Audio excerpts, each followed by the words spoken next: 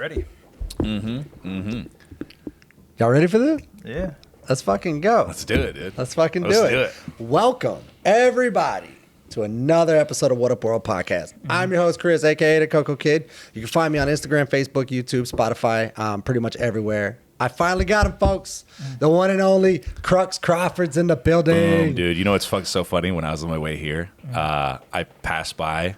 I don't want to say how close it is, obviously, for your sake, but I passed by this elementary school, and it's called Hyman Elementary. Yeah. I was like, dude, what's their fucking motto? Like, are they like, is their team the Hymans? Like, you'll never break us? Like, bro, I was like, Hyman. It's the weirdest. Like, when I saw that, I was like, excuse me, what? It's like, dude, yeah, it's so fucking funny. I get that it's named after some fucking guy who probably, you know, killed some minorities 100 years ago or whatever, and they're trying to commemorate it. But still, like, I Hyman, like, dude, come on, man. So, anyway, yeah, very happy to be here, dude. Finally made it happen, dude. Yeah, I know. I'm sorry about last time. Last time the whole house got sick. Yeah. That's cool. I kind of put a wrench in all my plans that day. If you mean sorry about last time, I agree, man. I'm also sorry that Sean Santos had to be here. Oh, my God. Sean. Did you see what he brought me? No. Well, on that episode? Yeah. Oh, fuck. I don't remember. I remember you guys talking about hot dogs and meat packing and fucking grass-fed beef. He brought me a souvenir from one of his shops. So Yeah, that's hilarious. he wanted me to have nice. that. It was very sentimental to him. That's great. And he decided that I was the one he was going to give it to. Yeah. So be prepared. You're probably getting one too at one point. That's from his bachelorette party. Yeah. It's fucking funny, dude. No, man. Fucking glad I could finally make it, dude. It's fucking cool. But, yeah, dude. So you guys were drinking. Yeah. So yeah, this is the hungover episode of Whattup World Podcast.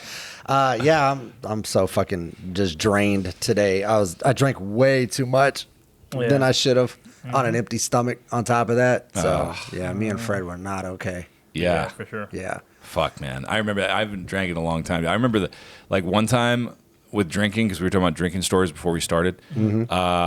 I got like a fifth of Captain Morgan. Me and my two buddies, I was in high school. Me and my two buddies had a fifth of Captain Morgan, and we like got fucking wasted. And my friend drunk drove us to this basketball court because we had the bright idea, like, let's go play basketball now that we're like While fucking you're wasted. Yeah, that's a good idea. So we get the basketball out and we're fucking playing, just like, you know, just shooting around, whatever, playing horse. But then these other, like, I can't remember, maybe it was like 2 or 3 other dudes were playing basketball on the same court, like on the other goal.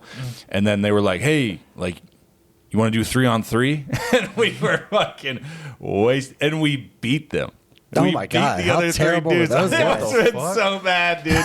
Because the whole time they were like, dude, what are you guys drinking? You guys smell. You guys drunk? We're like, fuck yeah, we are, motherfucker. Yeah, we're like fucking wasted, and we just beat you guys. Oh my God, dude. That's fucking hilarious. terrible. Were they all white kids? No, that was the thing. I think it was 2 black dudes and a white guy, if I remember right. They let you win. Yeah. Maybe they were like, let's take some words. Because there's 3 white dudes. Let's take it easy on them. One of us was fat. I was just fucking like, you know, just because I was like a big metalhead in high school, like big metalhead stoner. So I was like this like skinny metalhead stoner dude. Then one of my friends was fat, and the other dude was just he was kind of regular, but whatever. Like, yeah, so like 3 fucking awkward white drunk ass dudes against these other 2 guys. And that, from what I remember, I was wasted, and this was like fucking so many years ago. But like, they seemed pretty athletic too. So yeah, they might have just let us win, dude, just to make us feel better.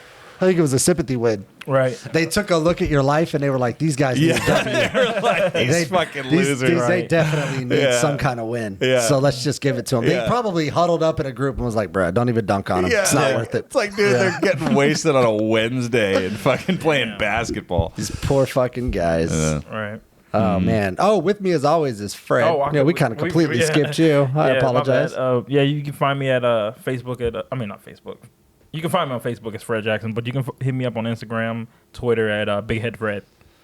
Big Head Fred. Hell yeah, dude. You cannot find me on Facebook because I am not a member Really? of the QAnon machine. No, I was like, what? no, but I just, Facebook, I don't really. But yeah, TikTok and Instagram at Crux Crawford. That's at CRUX Crawford because there's no other name like it. And Crux Yeah Podcast. Chris has been on there. And either of you guys are welcome to come back on anytime you want, both of you. Mm-hmm. And yeah, man, that's where you can find me.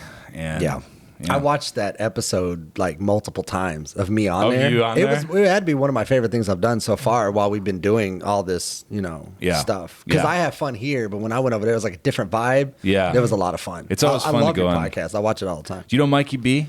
Like it be. I think so. Probably. Dallas If comic. I saw him. Sean's been on his podcast. I've been on his podcast. He's another guy who has like a really legit podcast that he does on a consistent schedule, and he puts some effort into the production. He's a cool dude. Okay. Well, he fucking sucks, but his podcast is pretty cool. Yeah. no, he's a buddy of mine. That guy's a piece of shit, but his fucking podcast, though. Fire! Right. Yeah, no, I've watched it a bunch of times, and I had fun. I had a couple jokes that bombed on there. It happens, yeah, dude. whatever. Fucking, and it's also weird, dude. Like when you watch or listen to episodes of your podcast that you were actually on, whether it's yours or somebody else's, your perception of how things are being taken or how things are being absorbed or how the conversation is going, like when you're in the moment doing it, versus when you listen to it back, is always way different than you perceived it. Like something I'll think to myself, like I'll be in my head, like when I'm doing my podcast, because I usually have at least 2 or 3 guests, right?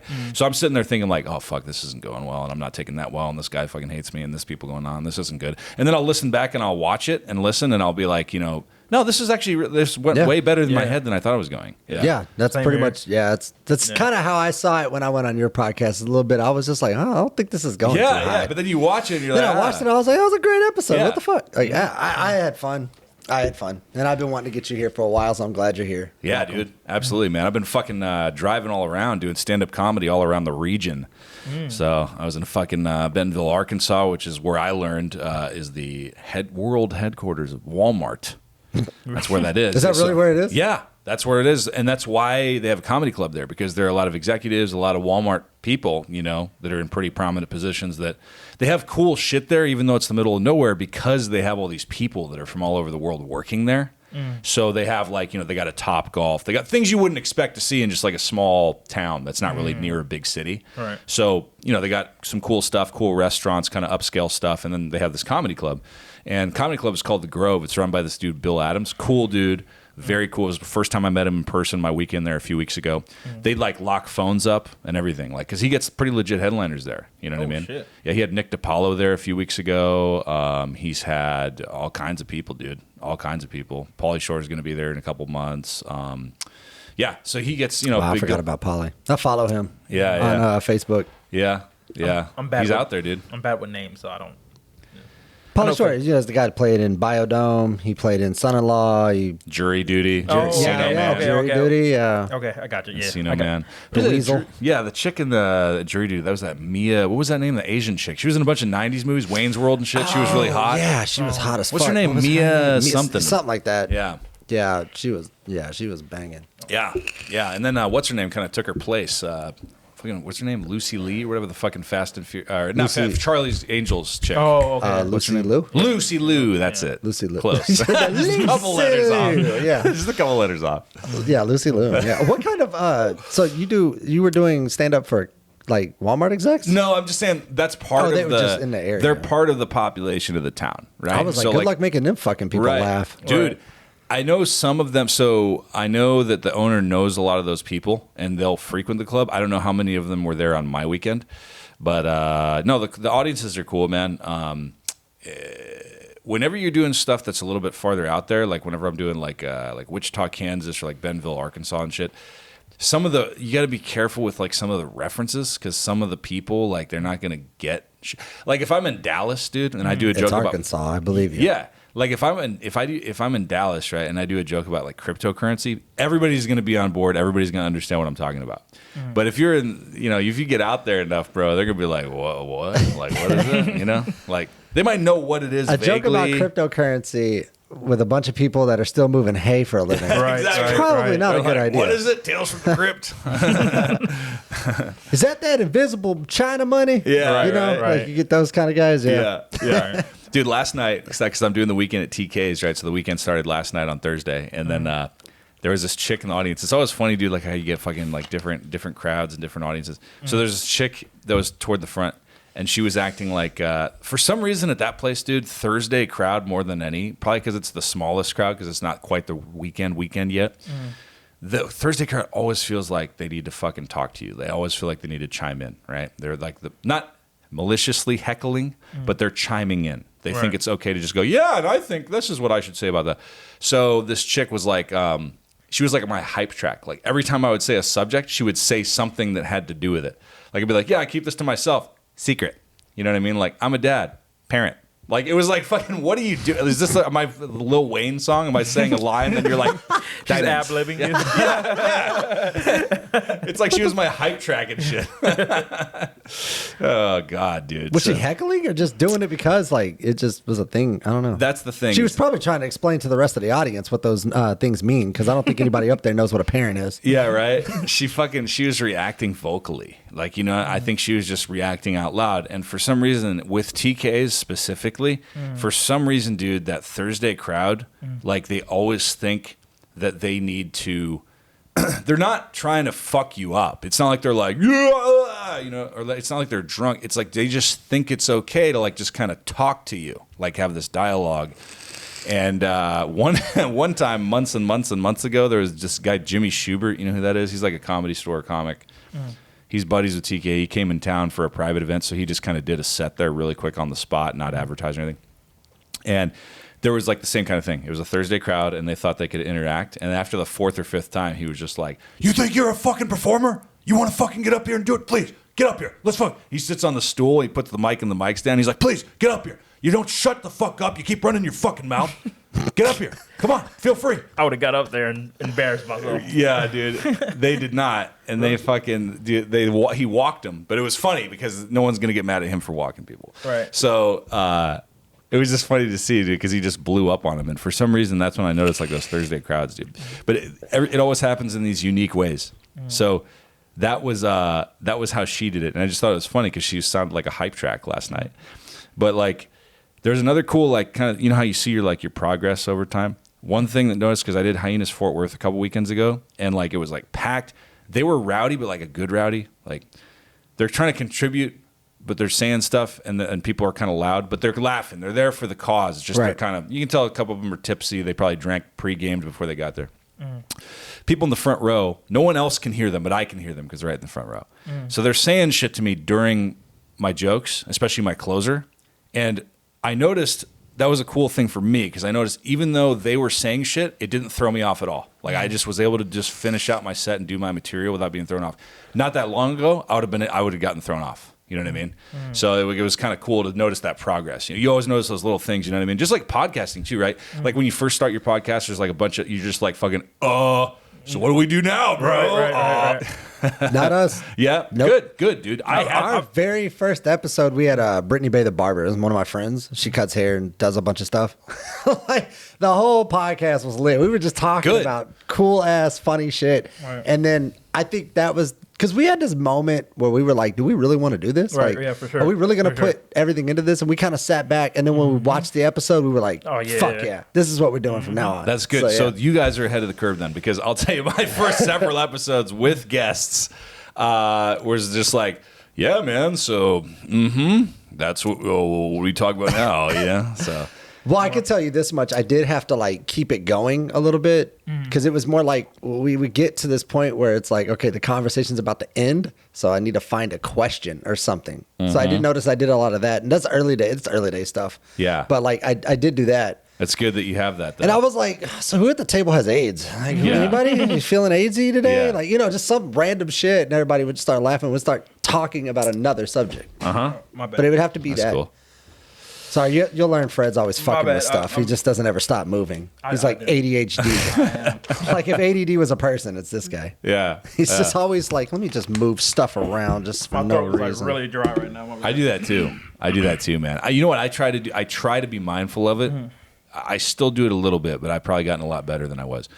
I always feel a need for some reason to look at my phone when someone's talking to me. And I realize, like, dude, stop doing that because their perception of it is that you're not interested or paying attention to what they're saying. Right. And I know that that's the perception it's created. That's not how I feel, but I still feel this compulsion because just like everybody, like I'm addicted to my smartphone. So I look at it and I'm like, dude, put it away. But then I'll forget and I'll look at it again just because I know that that's painting a bad picture, even though that's not what my mind is thinking. But it's fucking weird, dude. That's something I do that's kind of along those lines. Yeah, I do that too. Yeah. I'm getting better at it, but I do have that problem. I took the California approach. Yeah. I turned my phone over so I have no real need to look at it. I unless like I'm that too. showing you something. That's fucking great. And I like that move. It's a power move. You know why? Because that's a body language thing. It's showing people that not only are you not looking at your phone, but you're showing respect by turning it over because you're going, hey, I also would like to look at my phone, but I am turning it over so I can give you the floor and give you my full attention. I'm showing you I'm giving you my full attention. Right. I never looked at it that way. I just looked at it as like if I can't see it, if stuff's not popping up, I don't have a need to like tap the button. Yeah. Well, that's why you have me here. That's why I'm glad to be here today, so I can overanalyze situations and provide information that isn't necessarily true about what's really going on. So. Yeah. Just that's cool. I like that. Yeah, that's what I'm here for. I like that about you. I do have a question. Every comedian that comes here always asks, how was your first stand-up?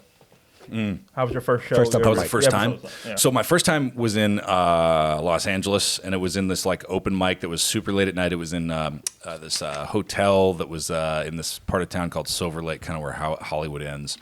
And it was in the bar of this hotel. And I'd like rehearsed at the home, like I like rehearsed my little fucking jokes that I put together like a million times. I said them in the mirror. I said them to myself. I wrote them in my phone, and like I fucking went to this place, and I didn't understand anything about how comedy, especially open mic comedy, works. Right? I didn't understand the dynamics of it. I was like green. So I thought I didn't understand, first of all, that the other people in the room were the guy that was running it, who was also a comic, and the like only people left in there were like 4 other people who were also comics waiting to go up or that had already gone up. So I didn't understand that. I thought they were just regular people hanging out in this dive bar, this hotel.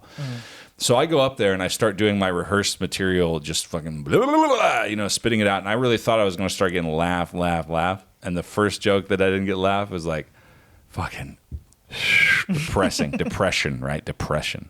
Second joke, same thing, depression, nothing, right? This set was like nothing, dude. I got nothing. And I was up there for 3 minutes or 5. Who the fuck? I don't remember how much. Forever? It seemed like forever, but it was no more than 5 minutes, probably more on the side of 3.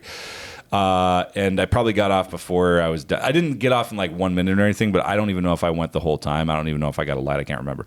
But I got off and I was just so depressed, right? Because I was just like, what the fuck? This means I'm not funny. This means I'm not good. This means that people didn't like me. That's the reviews are over. I'm shut out of the industry now. You know what I mean? Like I didn't understand. I didn't understand any of these things. I literally thought that because I was so ignorant, right? I was so ignorant and so green, right? So I went to another couple open mics here and there, and I went to this one. This open mic where you pay $5 and you get guaranteed time. You don't have to wait. You don't have to worry about getting on the list. It was at a Haha Cafe in North Hollywood. It was at their old location. They moved down the street since then. So I went up there and I had a decent set, right? This was probably like my 3rd or 4th open mic, whatever. I got lucky. I rewrote some stuff. And this guy came up to me afterwards and was like, hey, man, that was pretty funny. Do you want to be on my bar show next week, right? So I was like, cool. So naturally, the other fucking green new guy thing that I did was I was like fucking thinking to myself, this is easy. Like this is how it's done, people. Yeah, you know, this is how you be make on Comedy Central next week, dude. Yeah. Right. Yeah. That was back when that was like. That was back when that meant something. That meant, right. Now Comedy Central is a shell of its form. Yeah. It fucking. Yeah, it used to be a big deal. So I was like, whatever. I'm going to be fucking. I was just like exaggerating. I was thinking like, this is easy, dude. This is good. So I did that bar show and ate my balls, dude. I fucking bombed so bad. I fucked up and I wasn't used to perform. That was the first real audience. On a tiny scale that I was performing in front of. It was like fucking probably like 7 people. Do you remember any of those jokes? I remember like I used to talk about like those jokes were all about like to a certain extent. Dude. I was like doing like things about being tall. Like so I'm really tall. So people call me the Jolly Green Giant, but people are just mad because the Jolly Green Giant's in shape and he gets a lot of pussy. Shit, like I don't even fucking remember. It was something like that. It was something like that. Open mic-ish. It was stupid, dude. It was stupid. It was cringy. I can't even remember what it was, dude. It was something like that. So, man, I did that and I bombed, and then I was just like, fuck this, and I quit. I never did it again, like for a long time, right? So then, when I that was my first. Sorry, to answer your question, that was like my first little. Try at comedy. And I don't even count it because I did like open mics for like a month at best, and I did that one show that I bombed at, and then I kind of stopped. So it doesn't even really count necessarily, So then, like the time when I really started this period of really actually that I count doing stand up, like this was like I'm gonna go no matter what. I'm gonna do well. I'm gonna bomb. I'm gonna fail. I'm gonna succeed. I'm gonna make progress. Let me see how funny I can get over this period of time and this period of time. You know what I mean? So like that was the first experience though. First experience. Some people have good sets when they first start. You know, you hear that a lot. That first set that I did, I did not. And then I had a good like third or fourth, you know, but. Okay. Yeah. Yep. Have you been back to the Arlington Improv lately? No, I haven't gone back yet. Yeah. Have you been anywhere else lately? I did Lola's. That was the last one I did. Yeah. Ian? Yep, with Ian Mac. And cool, then, dude. I bombed there. I was I bombed my face off. I was so focused on Fred's performance because he had to go do 5. Because it was a whole bet we had. Okay. And so we had to do 5, and I was so focused on his that when I got on stage, it was like, wait, what? Oh, yeah, that's right, I'm doing stand-up. Fuck. So I automatically got out the rip. I had nobody's attention. Right. And then on his set, it was downhill from there. Their mic is like weird, where like you have physically, to, like no the microphone, scream into it to be able to be heard. Yeah. So half of his bit we didn't even hear. Oh shit. It was like. Yeah, it was pretty bad. And we were like, you hear somebody in the crowd, we can't hear you. Oh, and then we were just like, I was like, okay. Yeah. So. Oh, wow. Sean Santo's been throwing around some pretty big talk about how he does at that place, dude. Oh no, he did. He did pretty good. Yeah, he did. Oh, well, okay. Well, that's not what he said. He got their attention. He said, dude, I had the best set of my life and of the night and probably of anyone there, dude. No, he didn't say that, but he went a little crazy. Well, to be honest, he wouldn't be wrong. Yeah. He had the most, my bad, I didn't mean to cut you off, but he had the most reaction, I guess. Okay. Yeah. Yeah, so. But a fight broke out when somebody was on stage. Oh, he was talking about that. So when that guy was on stage, he was on stage for like 15 minutes just eating shit while this whole fight was going on in front of us. Me and Mark Plotter sitting there, we're just watching this go down. They were talking about this. I didn't realize. Okay, yeah, because you were there too. That's right. Yeah. I was like, okay. I'm just kidding. I do think Sean is my friend, and I do think he's funny. But it was because you'll get a little preview depending on whose episode comes out first, because I'm in the middle of editing the episode that I'm talking about that we just did this week. This dude, Paul Smith, that I was asking if you knew, cool dude, friend of mine, you know, funny guy, he's a Dallas comic. He was on my podcast for the first time in like a year. And he was like, you know, who'd you have on last week or whatever? And it was like Sean Santos, and we had, you know, Mark and all this stuff. And then he was like, "Oh, does Sean even still do comedy?" He was like, and he knows Sean. He knows Sean. They're cool. But I was telling Sean last night. I saw him at Hyenas Fort Worth, and I was like, "Dude, there's some shit talked about you out there. You're gonna love it. You're gonna love it." Oh, dude. well, I can't wait to see that one. Yeah. I'm gonna look out for it too. Hell yeah. Yeah. He's one of my favorite people to talk shit to. Yeah. Sean. Yeah, Sean is funny. Yeah. No, he's great, dude. And I love having him on. He's got a great natural podcast personality, I think, For sure. And yeah, he can take a joke. He can give them out. You know what I mean? He's fucking cool, dude. He is. He's okay. There's cooler. I mean, I've had cooler people on. Yeah. I'm just joking. Yeah. No, I agree. I was with you. But yeah, so you did 5. That was the first time? Yeah, first time. And I went on stage and completely forgot everything. Oh shit. And I was sitting here, I'm like, I had this joke about that he helped me write about I thought how Wakanda, the new Wakanda movie is kind of like America, right? I had this joke written out for maybe 2 minutes. It'll take up 2 minutes. I said it in like 30 seconds, and I was like, fuck, that. He literally went Wakanda's like punchline.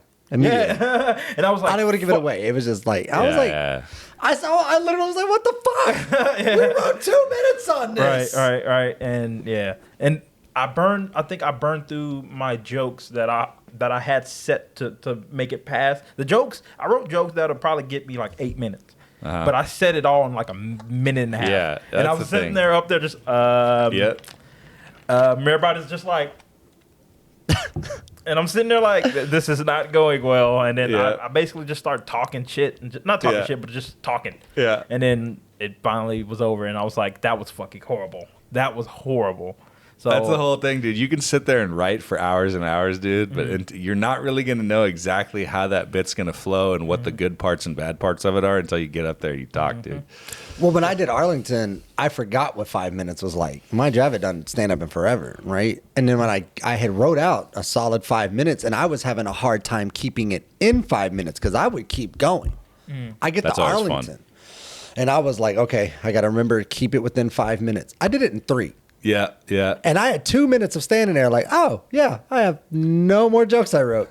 This is not well. And so I was just like, all right, that's my time. Thank you. And I just left. And I had 2 minutes on the clock. I mean, it went well. It was just like the time management was way off. Because up there, I mean, 5 minutes feels like an eternity. Yeah, it does. He told me it was going to be that. And I was like, nah, it should be quick. But no. After that minute and a half, I was like, bro, what? I felt like it was up there for like two fucking hours. I've seen worse than what you did, though. So I'm still proud of you for doing it. I'm sure, dude. And I'm nowhere near a comic. So. There's a one dude that was signing up for open mic when I used to work the door at Hyenas Fort Worth. There was like this guy who was like, I haven't seen him since, so he probably just tried it once and then just kind of whatever. But he was like, hey man, I want to go up and all this stuff. So he wrote his name on the list. And he's like, how much time do you get? And then I was like, realistically, man, like it's your first time here, so they're probably going to put you a little farther down the list. So you'll probably get like a 3-minute set. And then he was like, okay, that's cool. That's fine. And I was like, yeah, man. It's like, but hey, you don't know 3 minutes, man. It doesn't sound like a lot of time, but it's going to seem a lot longer up there. And then he understood, though, because he was like, oh, dude, trust me. I get it. I'm a boxer. He's like, I know how long 3 minutes is, dude. I get it. I know. So I believed him. You know what I'm saying? Because he's one of those people who could understand 3 minutes is a lot longer when you're fucking. Right, for sure. And stand-up is kind of a mental version of that, you know? So keeping people's attention in a silent stand-up room. is to me it's a one-sided conversation that I'm just having. Yeah. And I'm so good at talking to myself. I'm just like, I can do this for 5 minutes on stage. Yeah. But I burnt it in 3. And then the second one I went to, I focused on Fred's material all day. We literally went back and forth, right? So when I went up there, I started doing old shit that I didn't even care about.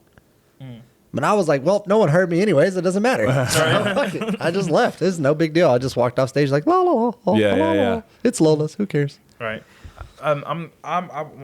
Before getting there, I pictured it to being a lot different, where it was like actual rows and like people are going to be like intention completely on you.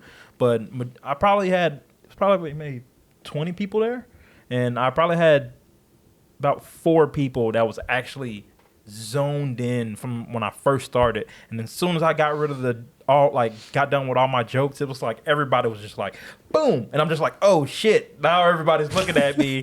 And I'm like, fuck now.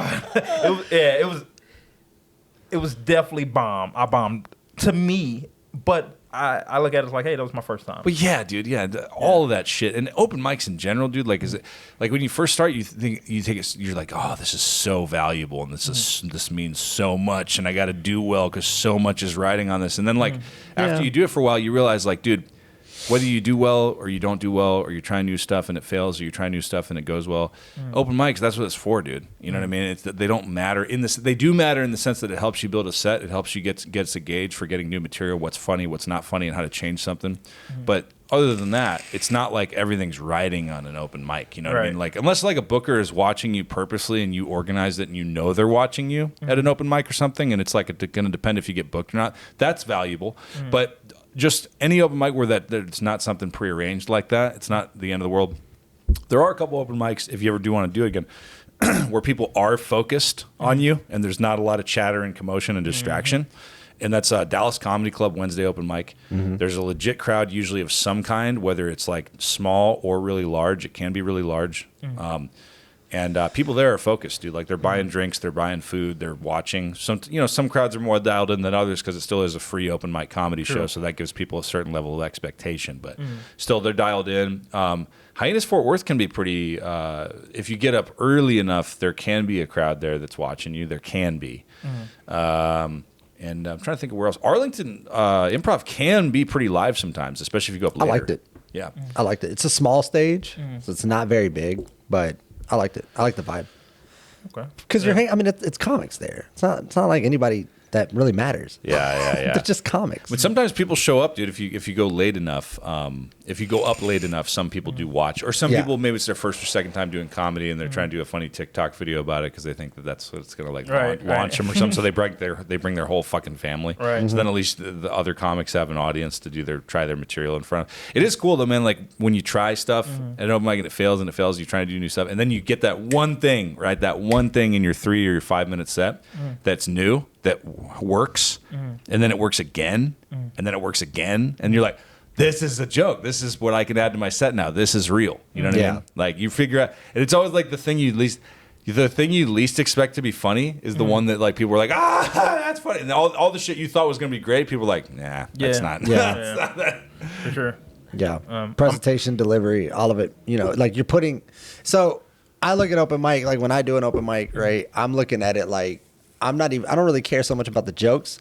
I want my stage presence. That's what I'm going to work on. I'm going to work on my delivery. I'm going to work on how I say things, what I'm saying, and then we'll work on jokes. Because for me, if you could be, you could go up there, and if you're not like straight up hilarious, your stage presence will bomb you harder than your jokes will. Yeah. That's been like my experience. Right.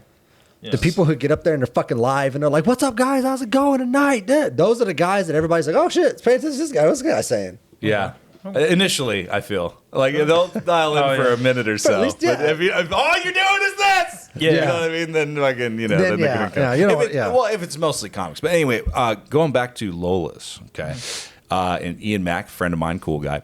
Have you had him on here? No, not yet. Okay. So I got a funny story which ties into everything we're talking about. Open mics, Ian, everything, right?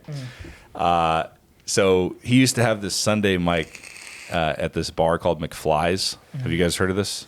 I've heard of McFly's, but So I haven't. It's a bar that's on the kind of like the outskirts of like West. It's almost like Lake Worth, I think, Fort Worth. It's West Fort Worth. It's a little out there. So a lot of us would go there on Sundays, especially like people that live closer to Fort Worth and shit. And there was this one time, dude, where I don't know if it was the last one, but it definitely was like coming up on the last one because of what happened. So normal mic, it started off like normal. Just the bars, never a lot of people in there and stuff. And they're just still trying to make something happen. Comics are trying to work on stuff. I went up and did a set. A few people went up and did a set. Ian was hosting, right? So he was going up in between, bringing everybody up. From the start of the mic, there were this group of 4 regular dudes, right? It's kind of rednecky dudes because this is kind of on the outskirts a little bit, right? But you could tell they were very comfortable there. They come there all the time. They were playing pool. It was like 4 guys, right? And so they're, it's an open mic comedy, man. I mean, it's the bar. There's not a lot of people there. So, yeah, they're playing pool. There's nothing really says they can't, right? Because this isn't a show. This isn't a paying audience. All right. So they're playing pool. It's kind of loud, kind of distracting. But then they start talking about the different shots they're going to take and all the stuff. And then Ian kind of warns them like, "Hey guys, can you please be a little quiet? We're trying to do comedy here, so please don't." And they kind of were trying to be respectful, whatever. They kind of were quiet for a little bit, and then they kind of forget, and they start talking about their shots and breaking. And obviously, there's balls clanking together and shit. Right. Men talking about their balls. Yeah, what are you right. gonna do? So, dude, then all of a sudden, do you guys know JP? JP Hinsdale? Okay. Another friend of mine, cool dude, funny dude. He gets up there. Ian brings him up. And JP, before he can even start his set, all of a sudden, dude, Ian fucking just stands up and he fucking looks right at one of the dudes that's playing pool. And he goes, "Stop fucking making noise on the fucking pool table, you dumb motherfuckers." Like, dude, just goes off. Some shit like that to that degree. Right. You know what I mean? "You fucking bitch. You fucking broke that to intentionally fuck with me," or some shit like that, right? And, dude, these dudes are like, "What you say, motherfucker?" Like, they start rapping. Dude, so I'll tell you right now. I'm not going to name names who did this. There were several comedians who were there. They got very frightened at that point. And they all fucking, they all took off, dude. They all took off. That's crazy. A lot of them. Not all of them, but many. Me and a couple people stayed there, and I'm not trying to say like, look how hard I am. I'm comfortable with confrontation. Okay, Right. I've been in confrontational situations. This one didn't really bother me that much because I could tell it was easily repairable. You know what I mean? So like these dudes, I immediately, me and this other dude went like, "Hey man, I talked to those dudes. I was like, "We're sorry. Like, it's our bad. Like, we know this year." I love how you just punked out immediately. Right. Yeah. Well, by the way, I apologize. I'm trying to diffuse the situation. I apologize for my outburst. Yeah, totally. I'm like the ambassador. It's me and him, right? We're like, "Hey, dude, we're sorry, dude. This guy's out of control," or whatever, blah, blah, blah. So, bottom line is, dude, we did this whole thing, dude, and it took a lot of de-escalation, man. But then I think he somehow salvaged it and was able to bring the comedy night back there after that. But, dude, it was just so funny, man, because it was just like, dude, "Hey, guys, would you mind being quiet a little bit? Hey, guys, you're still making noise. Hey, shut the fuck up, dude." He just fucking What goes happened? off. Did they leave or? So there was like some back and forth, and it went outside, and there was a lot of shit talking on both sides, back and forth and stuff, and we were able to kind of calm it down and whatever. So nothing nothing violent happened or anything like that. But it was just kind of crazy because it went from like one end of the needle to the other, like all of a sudden. Right. Yeah, it was pretty crazy. Yeah, 0 to 100 pretty quick. Yeah. So that's When we were there and the fight broke out, we didn't even take it serious. What was the fight? What happened? So it was like, all right, so some chick was having her birthday there. Oh, them people, they fought? Right. Okay. And then there was this black lady that was at the bar or whatever that had got into it with one of the bartenders over something. I don't know what. It was the guy I with was the in the dreads? back. No. It was a lady. Oh, okay. So not the guy with the dread. He didn't get. No, it was another lady that was a bartender, and they got into it, Okay. right? So the chick that was having her birthday, I guess, is a part of the staff, obviously, because she went around the bar. This chick went around the bar, grabbed the other lady, pulled her aside, and then jumped in her face and started like yelling and screaming. The black lady was like, "What the fuck, bitch?" Da-da-da. And then it just escalated.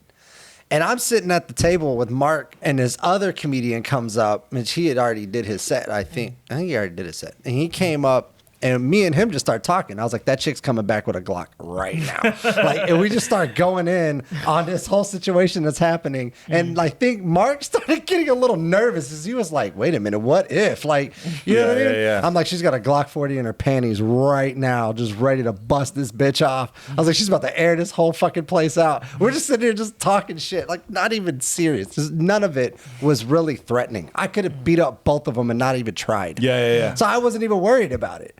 So I just thought it was funny more than it was anything. Yeah. Wow. I wish I was there for that. That would have been Yeah, cool it to was see. right after you left. Really? Ah, damn it. Yeah. You left and then all the drama happened. Damn it. I always miss the drama. Actually, fucking JP had a good line after that whole thing broke out because we broke up the fight and then kind of before it escalated, it did escalate again outside and all this shit that I'm not going to get into.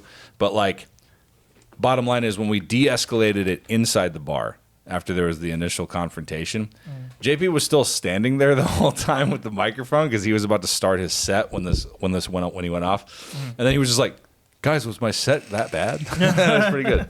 Pretty good. That's funny. Pretty good beat. Have you ever had any like hecklers before? Yeah, I mean, nothing crazy. Like it's kind of like I think the main thing that hecklers want to do. Like I haven't had the ones that are just like belligerent beyond belief, like they're completely drunk and there's no reasoning and they can't listen and they won't shut the fuck up or anything like that. But I have had the ones that like do just want to kind of fucking instigate just so they can establish a dialogue. And that's kind of fun, honestly, man, because like as long as you're not like trying to work out material and they're just like derailing you, if you're open to it, then it's kind of cool because then you can just kind of go back and forth. And you're always going to win because you're the one with the microphone. You know what I mean? Right. So as long as you have something to say, I will say this, though. There was a time where this dude that wasn't even really trying to heckle and he wasn't really trying to get fucked with or trying to fuck with the comic, where this dude in the audience got the comic really good, dude. There's this dude in Rose City comedy in Tyler. Oh, cool place. Yeah, Jason, the guy who helps run it and stuff. Cool dude, Jason McAdam. He was just on my podcast, a friend of mine. So there was a show at Rose City, and one of the comics, this dude walked in late after this dude's set started, right? So he's coming in, kind of sitting down next to his girl or whoever he was with. And he's starting to sit down, and so this comic decides to fuck with him and goes like, "Well, where were you, man? Like, you showed up late. Show started 20 minutes ago. Like, what's going on? Why were you late?" You know? And he goes, "Oh, I was just waiting for your set to be done." Damn. Yeah. Everybody laughed so hard, dude. I would have been He dying. got him so good, and he had to acknowledge it because he got him so good, and everybody was laughing so good. Like, he couldn't deny it. That's fucking He recovered, but he had to acknowledge, like, all right, that was good. That was good, you know. Oh, yeah. I was hoping you were off stage already. It Damn. was like perfect timing. We were joking about that too. Like Shiva was saying, like, "Oh, what if he just does that at comedy shows? Like like he practices the things. Right. Like that was the time when Yeah. he finally got it right after Right. weeks of failure. Like Right. he came in with, "It was your clothes are wrong. Fuck." You know what I mean? Like it just like fucks it up. And that was the one time where he was like, "Yes, I did it. I Right. got it." Oh, that's funny. Yeah, that's funny. That's a good one. I would have froze and probably got off the stage at that moment. I'd be like, he's won. Alrighty. Thank you guys. Nah, you can't give up. You got to keep going. Yeah. Just talk. Just Yeah. say shit.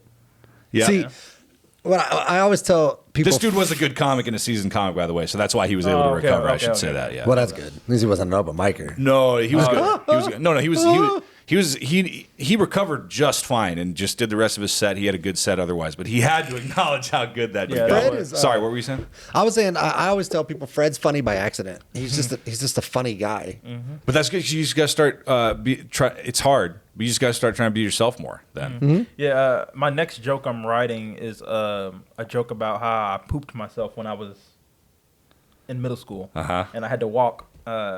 Get on the bus ride home. Yeah. 'Cause my mom didn't drop me off. I had to get on the bus ride home, and the kids were like, "Man, who farted?" And I was like, "Oh yeah, I farted." And like 10 minutes go by, "You farted again?" I'm just like, "Yeah." You keep farting, bro. The whole time I got like shit stains going down my pants. It's a horrible story when it happened, but later on I look at it now. I was like, "Damn, that shit is hilarious."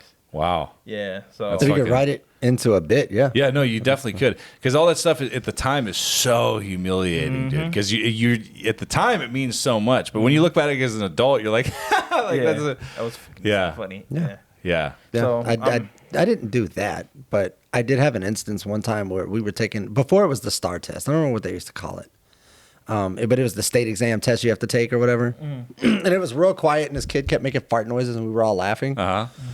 And then I had to fart like really bad. Yeah. But I was hoping it was gonna be silent. Yeah. So I was just like, you know what? Maybe if I just, slowly release, we should be fine. Nah, son, lit up the whole room. Was it loud? Oh yeah, everybody heard it. Everybody busts out laughing. I just started laughing because at this point, it is what it is. Yeah. And yeah.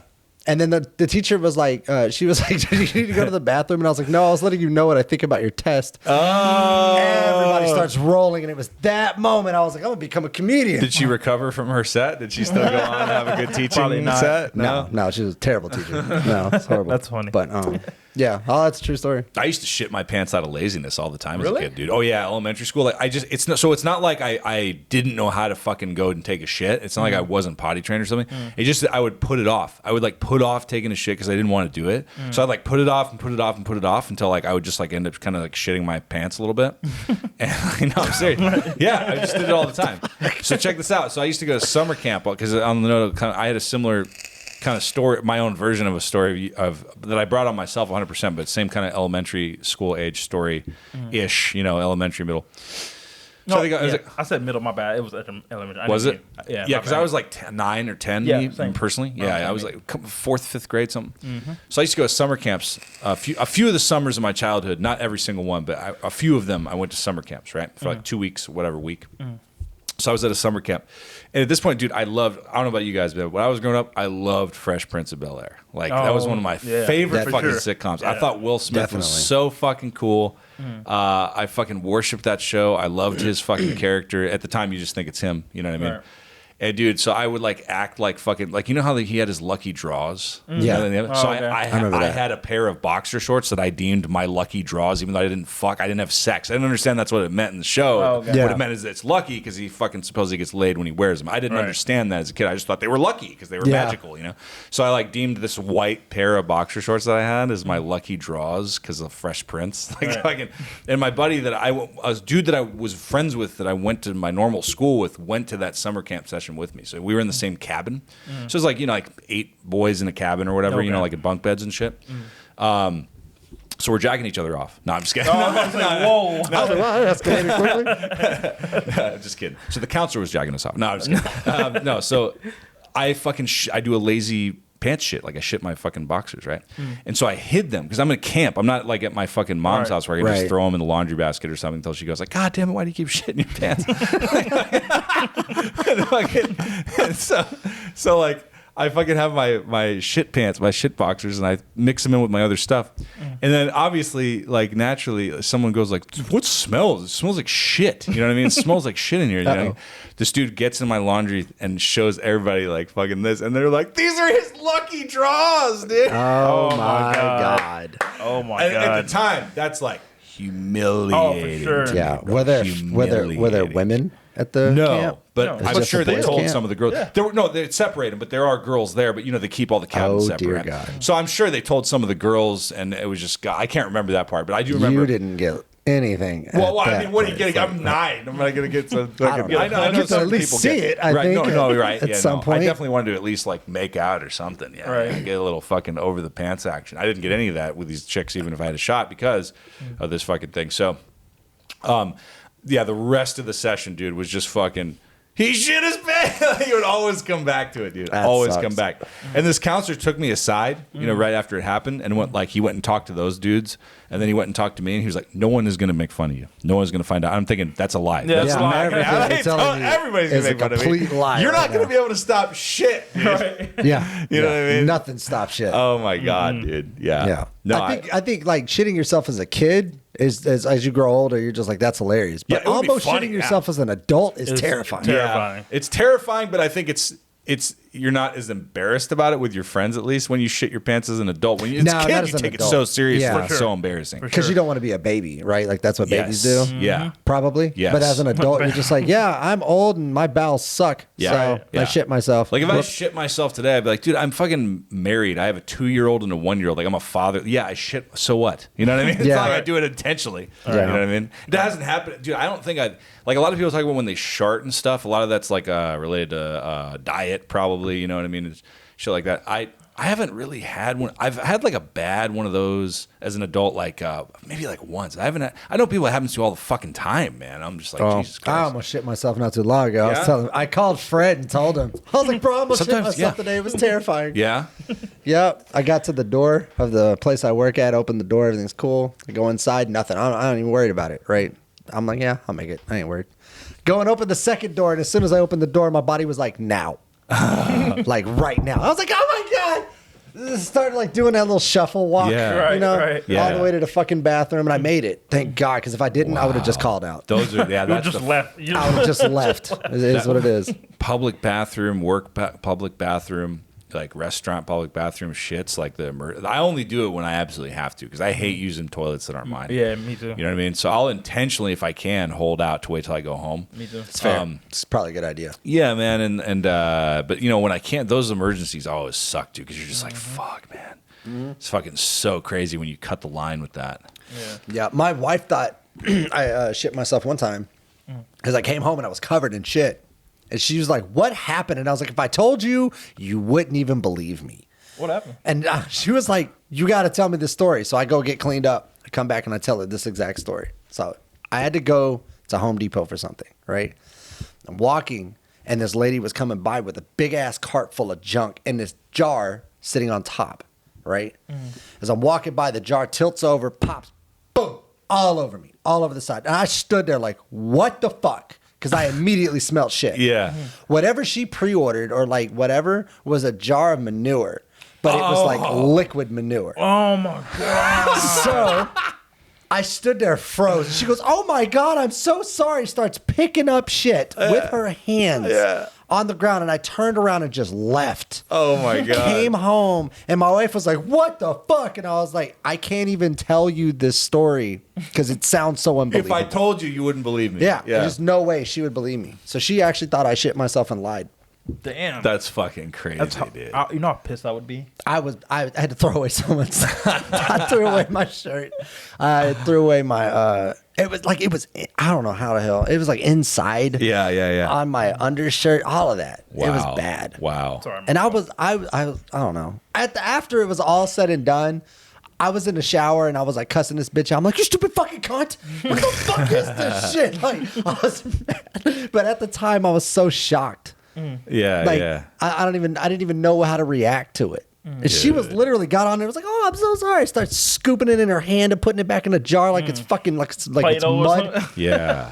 I was like, I just left. I That's was like, funny. what the fuck, lady? Dude, that's That's funny. that's unbelievable. I know. It's unbelievable. I dude. know. Whatever the fuck that was, I don't ever want it on me again. I know that much. Damn, dude.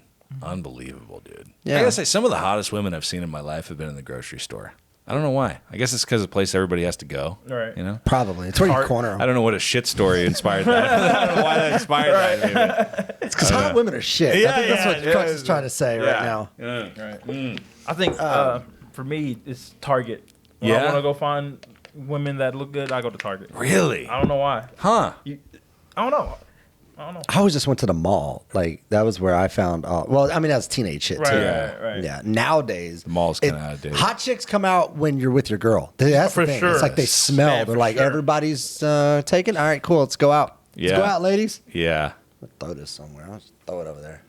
Deal with it later. I had to clean up anyway. Yeah. That makes sense, dude. Yeah, I Fucking, don't they know do come what out. it is.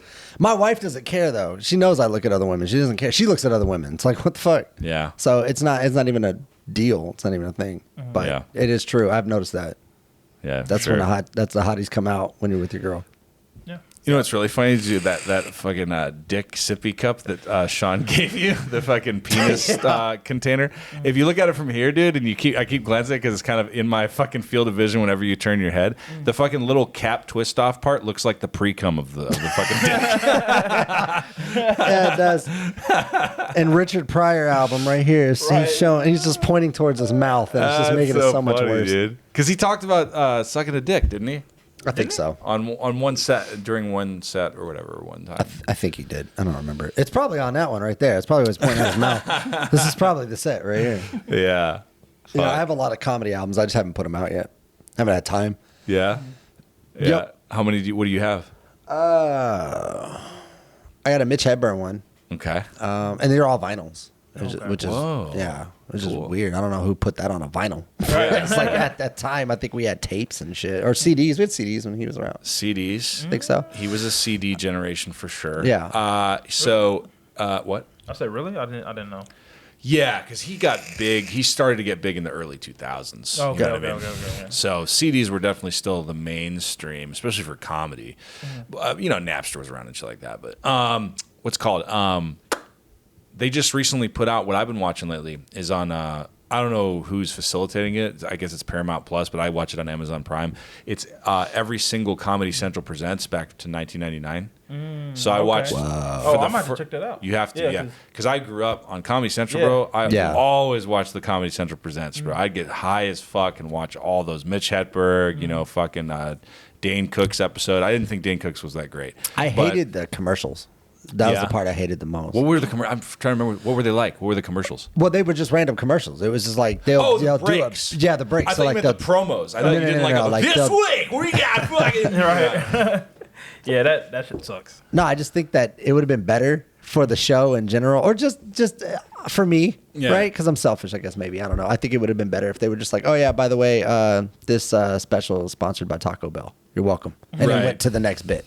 Yep. That That way was we the could just business back skip then. all of that shit. 'Cause, There was yeah. no way. I mean, skipping it, there was no such thing, right? I mean, you know. Yeah, there was no fast forward, rewind, DVRs, none of that shit. DVR had, I think it was just about to come around, but it wasn't the main. It wasn't big, dude. You know, I remember TiVo was the That's big. rich, that was rich people shit. And I didn't know. I saw commercials for it, and they talk about that. Like, do you guys know who Simon Sinek is? He wrote this book called Start With Why. He's a big public speaker. I think he's done a TED Talk. He seems like a cool guy. Like he talks about his whole. I read his book. I have that book. It's all about like don't do something because of the results. Like if you say like, why are you doing this? You know, it's like, oh, because I want money and I want fame and I want girls or something. It's like, no. Those are results, right? Yeah. So we're not asking you what results you want. We're asking you, why are you doing what you're trying to do? Whether that's comedy or music or construction or fucking building shit, whatever it is, you know. Why are you doing it, right? It's got to be because you like it and because you want to define something within the craft. That has to be the first goal, and you not giving a fuck about anything else but doing it for the sake of doing it because you love to do it, and then everything else is a result and the outcome of that dedication, right? So they talk about he talks about big corporations like Starbucks, McDonald's, and shit like that. Like so, Starbucks, they don't sell coffee. They sell convenience. They Right. sell a whole culture of all the products they offer encompass like a Starbucks, right? Right. You know, like Whole Foods, they don't sell groceries. They sell like a lifestyle, right? Yeah. That certain people buy into, right? Right. And it's enough people to where they do very well. You guys get it. You know what I mean? So if that's the case, then why do you do stand up? To talk about how I shit my pants at camp. That's why. That's probably a good fucking- idea. Yeah, it's a good story. Just, It's a I good just story. fucking love doing it, man. I really do love doing it. I'm an attention whore. Yeah, That's my There's thing. that, like there's all those root reasons too, I think, that are common. But honestly, dude, I just fucking enjoy when I'm in that moment, dude. Even if I'm watching it, even if I'm going to go out, if I'm watching another comedian, they're in the light, they're in the moment, they're performing, people are watching, it's quiet, they're listening, laughing. I fucking love that, dude. I love the idea of being in the moment and doing it. I love doing it for the sake of doing it, whether I'm doing it for free or I'm getting paid, or if it's fucking 2 people or if it's like 200. I don't care. It's so fucking fun. I enjoy doing it. I really love it. But yeah, anyway, to fucking. Well, would you rather perform in front of 2 or 200 people? Honestly, dude, either one has its highlights and its lowlights, dude. There are pros and cons to both. Because like 2, you can try new shit and you can have more of a conversation. 200, you're probably expected to do a certain level of well, so you got to dial in your normal shit. Yeah. And that can be fun because you're getting received in front of an audience and they're hearing your stuff and listening to it, and they probably paid if there's 200 of them. Right. So they're really invested. 2 people. It's more of a conversation. You're not really going to just run through your stuff. You're going to try to work on stuff and try to talk to them. But sorry. So like I'm fucking AD'd on myself like 3 fucking times over. It doesn't help that I keep asking stupid. No, it's all questions. good. It's all good, dude. So I was talking about Simon Sinek, and then I was talking about doing things for the sake of doing it. And what were we talking about before that? There was something before that I fucking forgot about. We were talking about Comedy Central stand-up. Yes, goddamn, thank you, lifesaver. Like I never would have gotten back there by myself. So the Comedy Central presents TiVo. That's what we were talking about. TiVo. Yeah. The Simon Sinek guy talks about TiVo, how it was one of the best inventions of the fucking early 21st century, and it went completely unnoticed because they did not know how to promote themselves in that way. They had, think about it, everybody adopted what they were able to do, Right. but they weren't able to succeed at it as a brand. So they just started putting DVRs on everybody's cable boxes, Yeah, right? yeah. And now DVR, I mean, that's It's kind of normal. built into everything. Part of streaming service is a DVR. It's something you can rewind, stop, play, rewind, play again. And all that shit started with TiVo. They changed the game, but no one gives them credit for it because they didn't know how to market it correctly to people and tell them about it. Yeah. That's the thing. That and it was expensive. There was that, but like if they could, I never understood exactly what the point was, right? Only certain people did. If they could have communicated it better so that everybody could have understood it universally, they Right. would have been able to sell everybody. You know what I Yeah. mean? So that was an example of that. But like the Comedy Center presents the Mitch Hedberg is the first time I watched it in like 20 years, right? Still fucking hilarious. It's still good. And one thing I noticed on there, now that I do comedy, as opposed to back when I watched it as a teenager who just did drugs, was that was that. So you know how these things work, right? They film these Comedy Central presents, especially back then when Comedy Central was a big deal. That was like, for a lot of those comedians, they were relatively unknown until they got that presents, and that would kind of launch their ticket sales, it Right. would launch their careers, it would kind of put them on the map, right? Right. Especially the early seasons. So Mitch Hedberg, what they do, because people in the audience, they don't necessarily know who these comics are yet. They promote it, they hype it up, they fill a theater with people, and they go, hey, we're going to do live taping of stand-up comedy Right. for television. You guys want to see it? And people are like, oh, yeah, I want to do it. Right. So then you got all these people that are excited. They're there, right? They're there for it, but they don't necessarily know who Mitch Hedberg is. They don't know Right. at this time who Nick Schwartzen is. They don't know at this time who fucking Bill Burr is. They don't know these people, right? Did Bill Burr have a... 2003. Holy shit. Bro, I probably watched it. You probably had. And it was just like, that guy Yes. was hilarious, and then just moved on. I bet you anything you have, because I watched his presents. Now, obviously, being a huge Bill Burr fan Right. years and years later, and he's gigantic and he's one of the top comics. I watched his presents and I remember the jokes where back then, because he was so different and so much younger, Right. I didn't realize that's who it was. But I remembered the jokes. Oh, okay. You know what I'm saying? Yeah. Okay. So I guarantee you'll have those. Some of his older bits were so good. Like, Oh, he yeah. had a bit he did about Slot Machine. I don't know Okay. if you ever watched it. Fuck, I don't remember that one. Well, he did it on a late night talk show. But he was like, every time they pull the fucking lever, it's like, ding, ding, ding, shit, ding, ding, ding, shit, ding, ding, ding, fuck. So it was like, that was the bit, but it was so funny because he had to clean it up. But I knew what he was talking about. Yeah. All right. I knew about, I knew about Bill Burr for a long time. And they had to do that on the presents too. They had to do the cleanup. You Clean could it tell. up, You yeah. could tell, especially when you do comedy. You could tell the things they're cleaning up that Right. they would normally say in a club. You know, what I mean? You could tell when Right. they would say Okay. shit, or when they would say this is a bitch, or you would say this is fucking. But anyway, so I was watching Mitch Hedberg. So these people, they don't necessarily know the comedians at this time because they're not quite famous yet, Right, but right. they're there excited for the comedy show. So a lot of these comedians, when they start the special, when they start their present episodes, they're probably shooting like at least 2, if not 3 of them in one crowd setting, right? Right. So the people that come out and they're like, you know, like people are there to see them and stuff. Right. It's kind of fake a little bit. That's kind of fake because you're portraying to the viewers at home that these people are there for you. Right. They're not really there for you though. So Mitch, this shows you what a real ass fucking comic he was, dude. He comes out and he goes, "Do any of y'all know who I am?" You can watch this episode. He says something like that, definitely right? gonna watch it. And then he's like, "Well, then why are you clapping for me so much?" So, you know what I mean? Like he starts it off that way, and I never noticed it years ago, but I noticed it now. I'm like, dude, that's fucking. He called everybody on their shit. It was kind of funny, dude. You know? He was one of the greatest. Yeah. That was cool though how he did that. I loved him. I think he's because I love one-liners because I can't write them. I couldn't do a one-liner to save my life. That was his thing. But that's why I have Rodney Dangerfield because he's the king of the one-liners. So good. Yeah, and then I have the Mitch Hedberg also, but I have a Bill Hicks one also, but I'm never ever bringing that out. Like it'll stay hidden forever. Oh, that's great though. That's cool. So what's the difference between a one-liner and like? So you remember how you wrote out 2 minutes and then turned it into one line? There you go. Okay. You know Rodney Dangerfield, right? I know. No, you get no respect. I tell you. Yeah. Take my wife. No, take her. You know? Right. Yeah. So fucking, he has like all kinds. He has like a million bazillion one-liners. He was the master of it, dude. He was like, the first time I had sex, I was scared. Boy, I was scared. I was all alone. You know, like things like that. He's so bro, the king.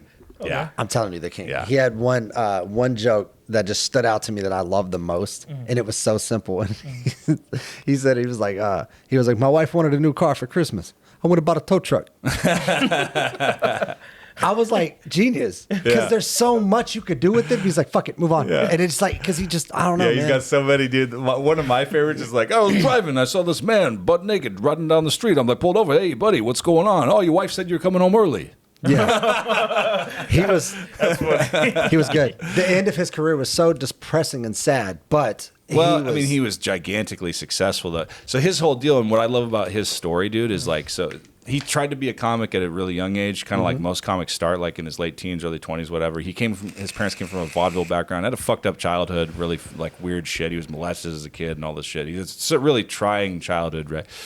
So then he tries to make it as a comic when he's young. Doesn't really go well. He didn't know how to do what he was doing yet, and people didn't get it. So he wasn't really successful. So he went and got a day job. He was a fucking aluminum siding salesman, right, in New Jersey. Yep.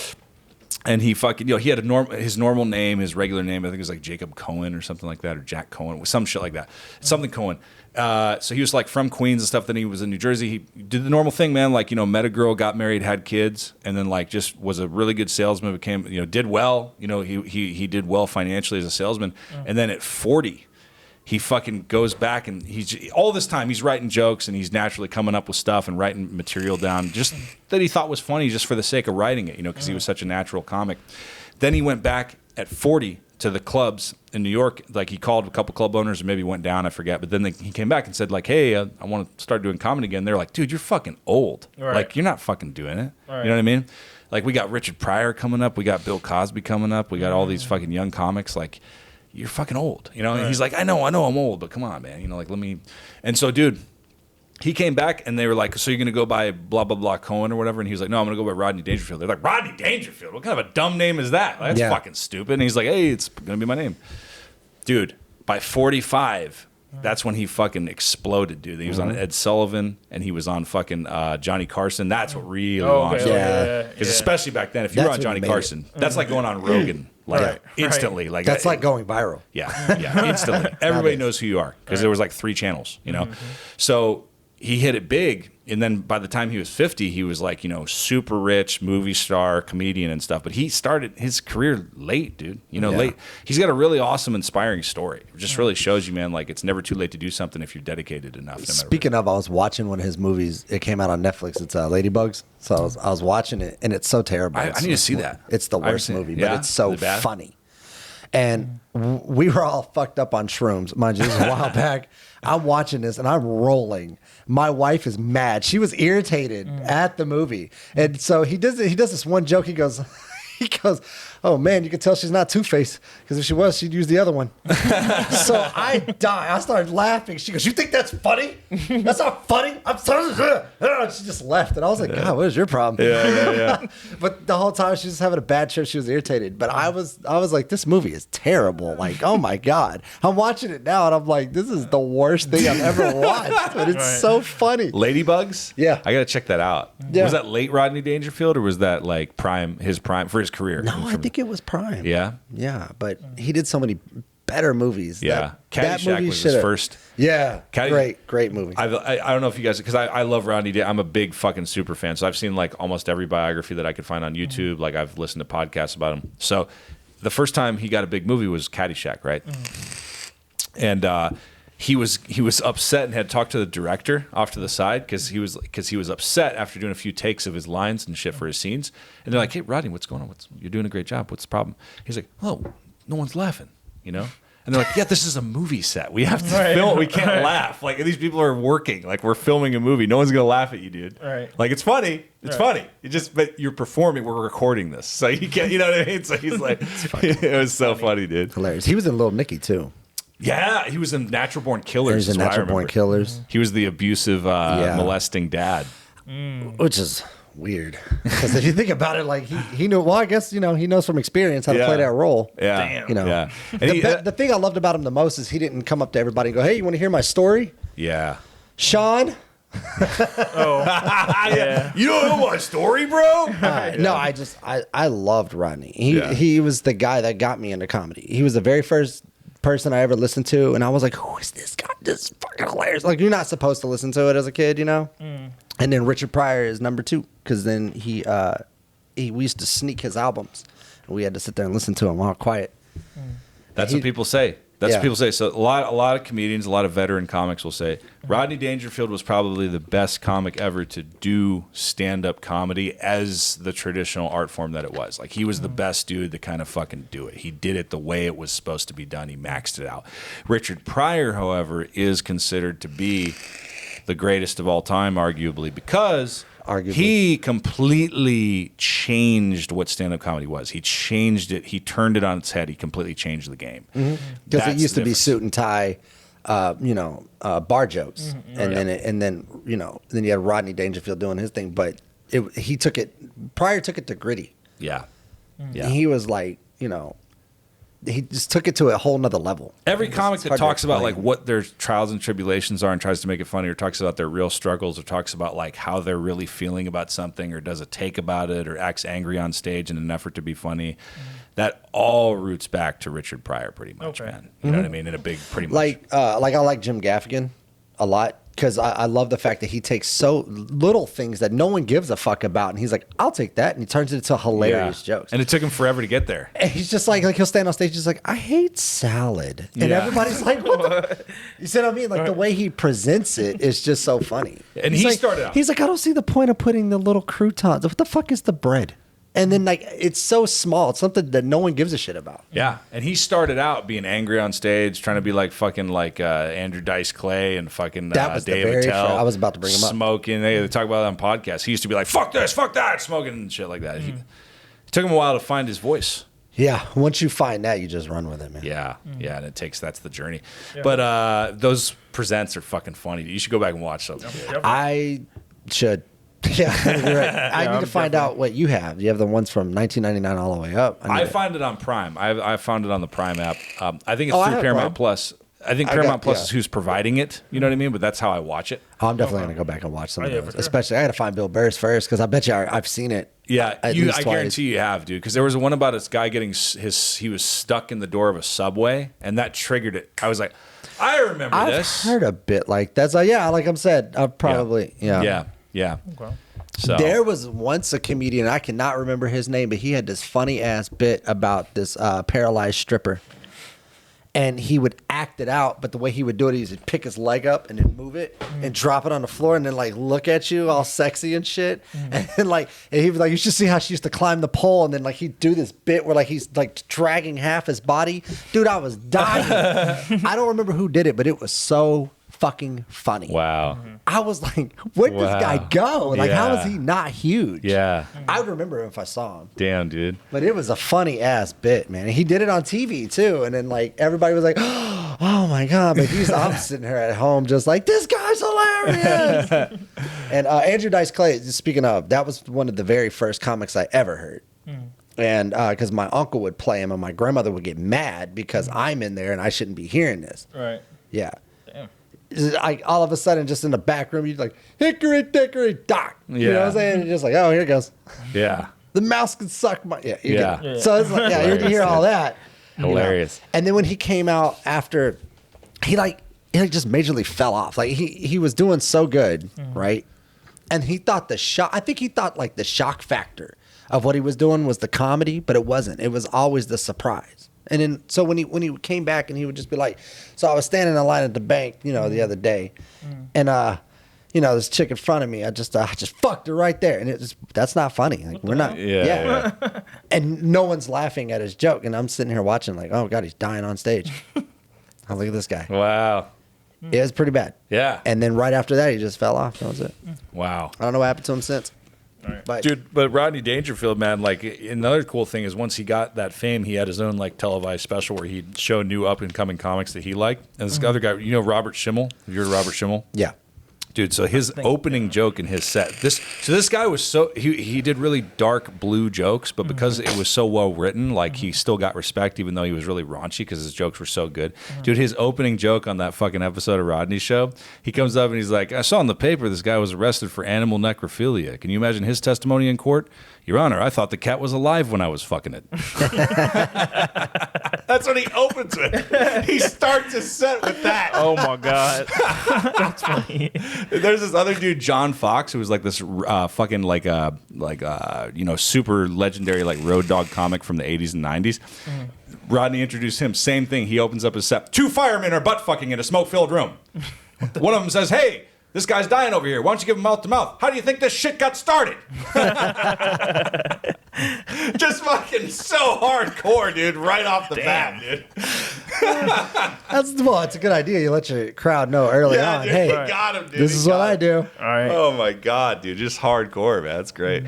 There was one comic. I don't remember who it was. Honestly, I don't. But he was doing his bit on stage. I used to listen to Raw Dog Comedy a long time ago back on Sirius XM radio. Okay. When we would go over the road and stuff when I was with my uncle. And this one guy would go and he's like, I hate telling people I'm a comedian because they always want me to perform. They're like, yeah, tell me a joke. Oh, yeah. And he's like, you don't want me to do that. I mean, we're at your kid's birthday party. Like, you don't want that. Yeah. And he goes, no. And I was like, no, just go on stage. It'd be great. He's like, I'll do 5 minutes. All right. He gets up there. He's like, so I was fucking my dog the other day. All the kids are shocked. Oh my god. I'm sitting here like, I love it. I love it. That's fucking great, Because it's true. Yeah. Like when I tell people at work, like, yeah, I have my podcast. I do, I'm doing open mics still, trying to get more stage time and doing my thing. Yeah. And yeah, I consider myself a comedian, right? And they're like, oh, cool. What's your best joke? Well, you're not getting that. We're at work. Right. So maybe off the clock, and a couple beers in, I might tell you some things, but no, not right now. Not while HR's around. Right. Oh yeah, for sure. Yeah, That's the last thing I want. To be walked out of the building. It was just a molestation joke. Right. So big deal. Women can really vote. I was joking. Oh man, that's fucking great, dude. Good times. Yeah.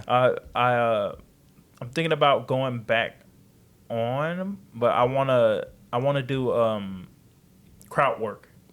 I want to do crowd work. Yeah. Because I watched a few crowd working videos, and I was like, I think I can do that. But the problem is, I won't. If they're not like, I guess paying attention, I feel like I'm like, oh well, I'm fucked. That is how you can get people to pay attention, though. I mean, crowd work is its own craft in itself, man. There's certain comedians that are really masters at it. You know what I mean? So yeah, I mean, it's something. If you want to work at it, I mean, it's definitely something that you do have to work at it. You know, for sure. Yeah, that's true. Yeah. That is very true. You can do simple stuff. Yeah. Just Go whatever. up Just there talk and to people. tell dad jokes all See day. what happens. Well, you got to be funny. Like you can't just go up there and start saying random shit. Yeah. Unless the random shit is hilarious. Then Yeah. in that case. Yeah. Okay. Yeah. There's I don't know. Comedy is an art at the end of the day. And, it's the way you put everything together. And you go up there and you perform. Just perform like this is, you have to let people know, like, I don't want to be anywhere in the world other than right here with you people. And if you do that, everyone will engage. Yeah. But if you go up there and just like, oh God, they're just gonna. Yeah. That's exactly how it was. Because some rooms are cool, some will eat you alive. It just depends on where you are. Like I heard New York is like cutthroat when it comes to comedy. I've never done it, never been, but I've been to New York, but I've never done a comedy show there. I think any place, if you're in the right room, has the potential to be cutthroat. It just kind of depends on where it is and what the capacity is. Yeah, well, that's what we were talking about last time when we were on your show, the Apollo. I missed the Apollo so much. Oh yeah, because of how cutthroat it was. Oh yeah. And then Crux ruined it for me. He was like, they condition people. Because they condition the crowd. I was like, oh. Yeah, they would tell people like, hey, the minute you don't like something, be sure to boo. They kind of condition people to boo.